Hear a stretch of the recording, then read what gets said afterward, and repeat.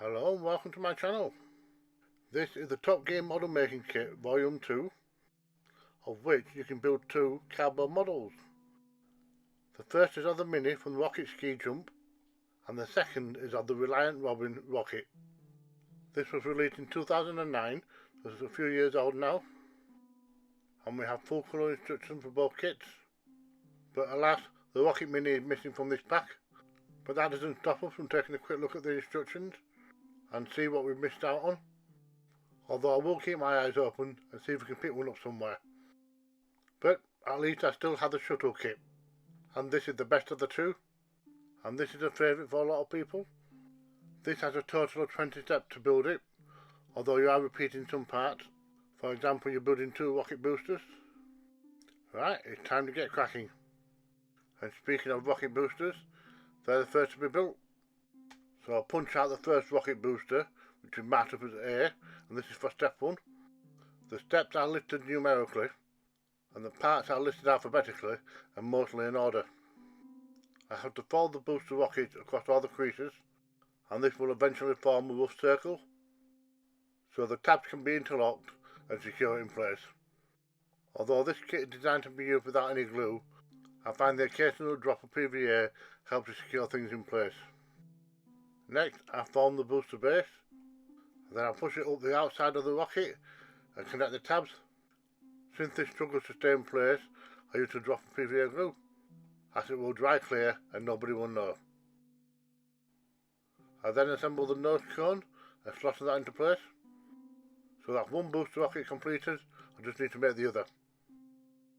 These two huge pieces will form the main tank, and once they've been connected, we can pop out these pre-cut slots. We now have two small wings to attach. The ends are folded down and pushed through the slots. They're a bit of a law unto themselves for now, but they will be fastened into place when we flip it over. On the other side we have two support discs to insert, and this will help to maintain the cylindrical shape when we fold it. But for now I interlock the back of the tail fins, and that should stop them from flapping everywhere. And then we can connect the circular supports to the opposing side. Then it's just a matter of rolling the main tank into a tube and connecting the tabs. And this surprisingly holds its shape quite well. We can also pull the tabs for the discs and lock them into place. Next we're going to work on the nose cone. And this is done in 5 stages. As with anything circular, it's best done in several different strips, each one getting smaller and more tapered. And you can probably guess already, this stage was a real pain. Because basically if you make one mistake, you got to start again. It does help to pre-fold the edges a little bit, so it won't resist as much. But it's always better to have a little bit of glue on standby for the stubborn ones. If it's looking very untidy, remember it's meant to be, as they're only meant to hold the attention span of children for a couple of hours or so. And once the tip goes on, that's the top part complete. The bottom section comprises of 3 parts, so it should be a little quicker to get done. Plus by now you should already be a whiz at connecting these joints. And just like with the top end, it's capped off. So this can now go to one side and I can start work on the shuttle. The alphabet starts again and start off with section A. So punch it out and fold it back. The wheel arches need folding the opposite way. And before you know it, it's starting to look 3-dimensional. Next I punch out part B, which is the wing section, and the wings need folding back and doubling over. And that way I can insert the flaps underneath. I also pull out the side tabs so they don't fall out. Next I need to attach the top part of the wings, which are the areas in black. They just fold over and you push in the tab. And once flipped over, the wheel hatches are pushed open. Then the tab at the top can be slid in place underside the Reliant, and now 2 become 1. To secure it further, the upper parts of the wing need securing to the car body, and this applies to both sides. As time goes on, there's less room to put your hand inside and manoeuvre things. Next, all the tabs at the back of the Reliant can be folded down, and this is in preparation for attaching the upper portion. And for now we're only attaching the back, and you have to line up several tabs at once before they're pushed into place. which is a real pain. So once it's been attached up to the first bend, this can be put to one side, and then we can start work on the thruster. I had to use glue for this section because everything kept popping out. So basically the sides are tucked in and the roof is slotted in place. And then we've got to attach these curved pieces around these two circles, and once again I had to rely on glue as everything kept popping back out. And now I have to roll up 3 big and 2 small rockets, and these were destined to come out all wonky, but that's just the nature of these kits, because you're having to turn something that's flat into something that's 3D, which isn't too bad for right angles, but for curves and circles it's a nightmare. So all the rocket thrusters are pushed into place, and that's the back end completed, and then it's just a matter of slotting the tabs into the back of the Reliant. There's one on top and one at either side. Next I punch out the front landing gear, and this is essentially folded in on itself, and the long strips are used to attach it to the vehicle by threading it into its slots.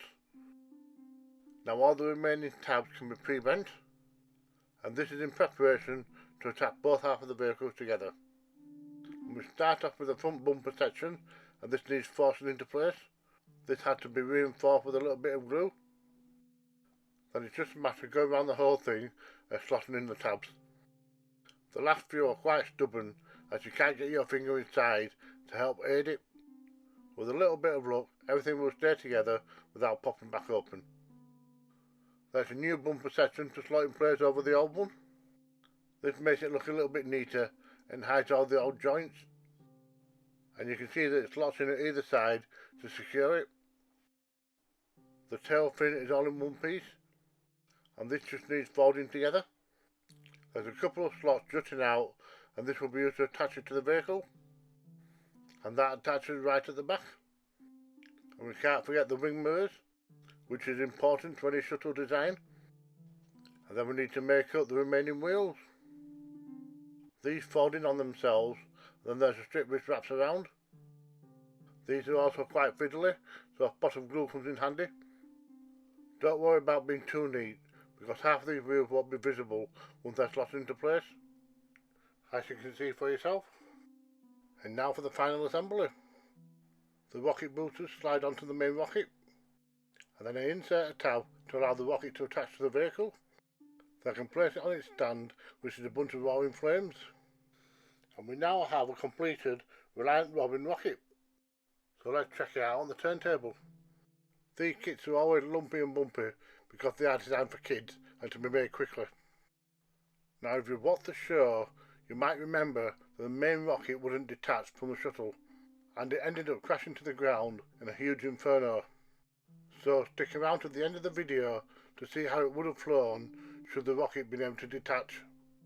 Spoiler alert, it flew like a brick.